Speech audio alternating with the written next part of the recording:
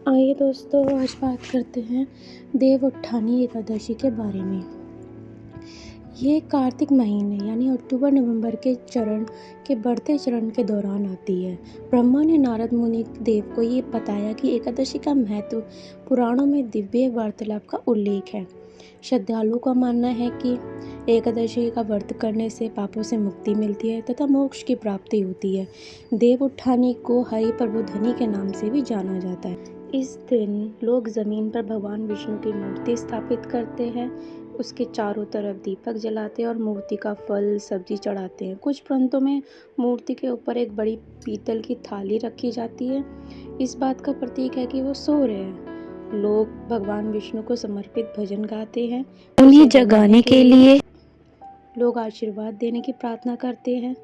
भगवान को जगाने के लिए बच्चे रात में सरसों के दिए जलाते हैं और खूब शोर मचाते हैं तथा कुछ समुदाय इस दिन प्रसिद्ध तुलसी विवाह महोत्सव भी मनाते हैं और कुछ क्षेत्रों में एकादशी के अगले दिन भी एकादशी से शुरू हुए चतुर्मास व्रत देवउत्थानी एकादशी यानी देवउत्थानी एकादशी के समाप्त होता है। कार्तिक महीने के दौरान भगवान विट्ठल मंदिर की प्रसिद्ध पुरानी यात्रा भी मनाई जाती है तथा देवउत्थानी के पीछे एक पौराणिक कथा है। आइए बात करते हैं। एक बार लक्ष्मी जी ने भगवान विष्णु से कहा, प्रभु आप दिन रात जागते रहते हैं, लेकिन एक बार सो जाते हैं तो करोड़ों वर्ष के लिए सो जाते हैं और उस समय समस्त चार नाश हो जाता है। भगवान लक्ष्मी जी की बात से सहमत होकर बोले, आप सही कह रही हैं, तुम्हें मेरी सेवा से फुर्सत ही नहीं मिलती, इसलिए आज से मैं 4 महीने वर्ष ऋतु के शयन कार्य करूँगा। इस शयन में देवशनी कहा जाएगा। यह निद्रा से मेरे भक्तों के लिए परम सौभाग्य होगी। इस दौरान शयन भाव से मेरी सेवा करने वाले सभी भक्त अपने घर में उपस्थिति का अनुभव करेंगे। आइए देवउत्थानी के पीछे क्या कथा थी। एक राजा के राज्य में सभी लोग एकादशी का व्रत रखते थे। एकादशी के दिन किसी को भी भोजन नहीं दिया जाता था। एक दिन व्यक्ति ने राजा से नौकरी मांगी। राजा ने उसे नौकरी देने की बात तो मान ली, लेकिन यह भी कहा कि एकादशी के दिन भोजन नहीं दिया जाएगा। उस व्यक्ति ने शर्त मान ली।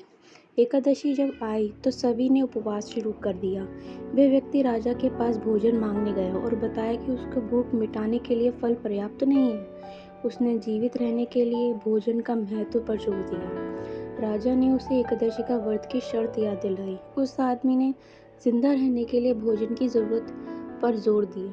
राजा ने उसे आटा, दाल, चावल दिए। उस दिन आदमी ने नदी किनारे स्नान किया, भोजन पकाया और विष्णु भगवान को भोजन में शामिल होने के लिए आमंत्रित किया। भगवान विष्णु प्रसन्न होकर भोजन में शामिल हो गए और वह आदमी अपने कार्य में लग गया। अगली एकादशी पर उसने वो भोजन मांगा। राजा ने पूछा कि उसे और भोजन क्यों चाहिए। उसने उत्तर दिया, भगवान के पास भोजन है क्योंकि वह बहुत भूखा था, इसलिए उसने जो भोजन दिया वह उनसे पेट भरने के लिए पर्याप्त नहीं था। राजा को उसकी बात पर विश्वास नहीं हुआ और वह उस व्यक्ति के साथ चल पड़ा। घर पहुंचकर उसने स्नान करके भोजन तैयार किया, भगवान को भोग भी लगाया, लेकिन एक बार भगवान नहीं आए। उसने शाम तक प्रतीक्षा की। राजा एक पेड़ के पीछे छिपकर सब कुछ देख रहा था।